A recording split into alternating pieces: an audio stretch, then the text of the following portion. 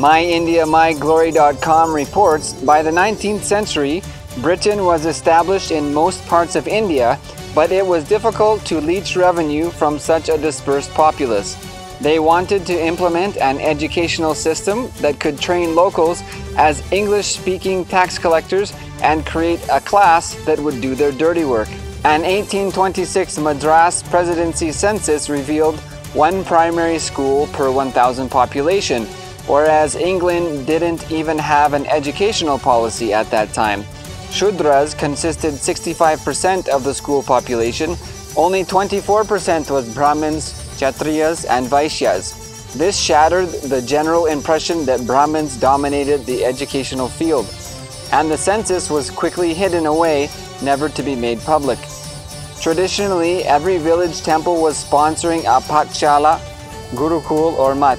On average, 35% of the land in a village belonged to the temple. Income from this revenue-free land paid for temple rituals, festivals, and teacher salaries. The temple libraries were called Saraswati Bhandara and included a jyotishi, a vaidya, and a delivery nurse with remuneration paid by the temple. Free food and shelter was also provided to travelers and pilgrims. Temples managed regional development functions such as irrigation projects, building and maintaining water tanks, canals, land reclamation, post-disaster relief and recovery. This was paid for by donations of pilgrims and villagers. Temples were the epicenter of primary education, skill development, and vocational training. Every family used to send a boy for at least 3 years. The first thing the British did was to suppress the census report. In England, factory workers were simply leaving their children in a room before going to work. Next, the revenue-free lands of temples was reduced to 5%, so that the temples barely sustained themselves. Gradually, temples stopped sponsoring gurukuls and patshalas.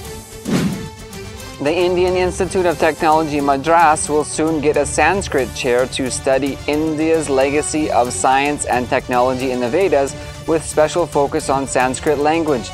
The chair has been funded by Sant Rajinder Singh Ji Maharaj, spiritual head of the Science and Spirituality and Savan Kilpal Ruhani Mission, who is also an IIT Madras alumnus.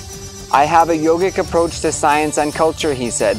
"Sanskrit is a scientific language. It is a language that expresses India's soul.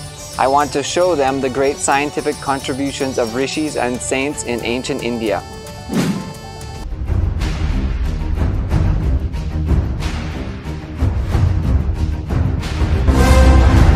We complete today's segment with a cognition from Source.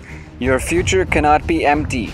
Either you take over it and rewrite it, or by default your past will fill itself into the future.